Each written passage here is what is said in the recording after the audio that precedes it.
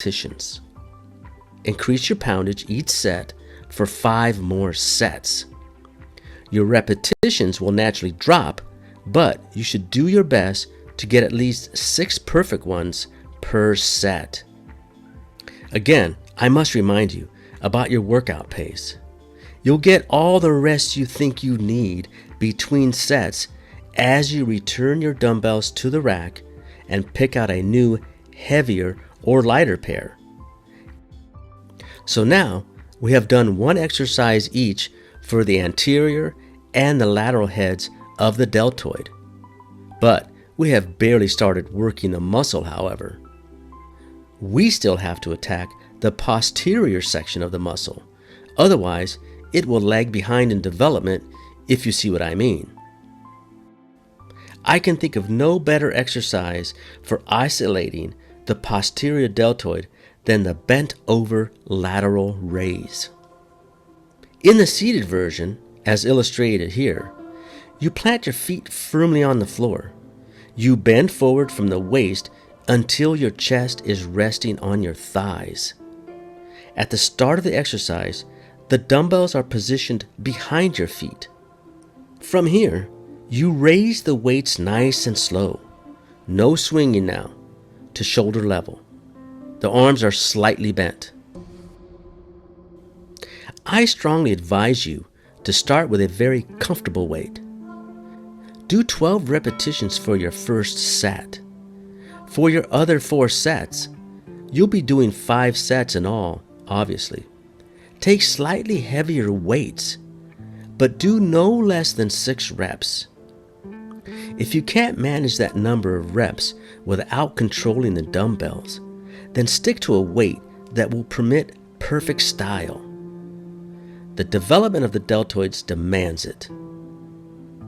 There you have it, 3 tried and tested exercises that are guaranteed to pack meat on your shoulders in a way you won't believe. I suggest you stick to the routine exactly as I have written it, sets, reps, and all.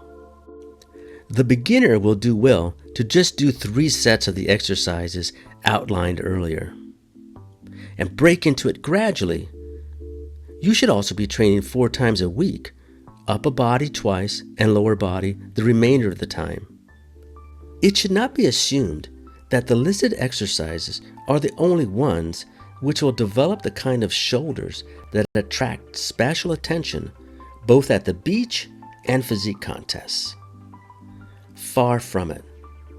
I have merely given special preference to those that over the years I have found most effective for developing the different sections of the deltoid.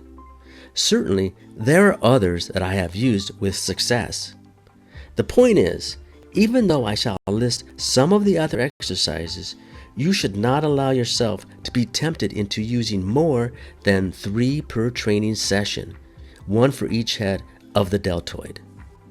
They are to be included in your shoulder routines, but only to add variety. A change will recharge your batteries with enthusiasm. So, once in a while, you might care to substitute the press behind the neck with standing dumbbell presses. Upright rowing affects the lateral portion of the deltoids, though hardly to the extent achieved with laterals. The weight is pulled upwards from the illustrated position until the bar is practically touching your throat. My hands are held close together, elbows pointing upwards. The weight is never allowed to drop back to starting position. It is deliberately lowered. Pulleys are really wonderful for performing lateral movements.